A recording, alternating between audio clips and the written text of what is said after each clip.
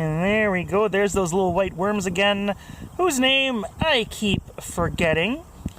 Most earthworms in Manitoba are invasive, but I think that is an oligochaete like the earthworms, but it is not related to the earthworm, so they are native to here. So they are very useful for decomposition. Again, one of those worms are quite resistant to the cold. So they are really, really cool. Very nice, very nice. All right, let's see if I can get a little closer. Nope. So with oligochaetes, they are segmented worms, Annelida.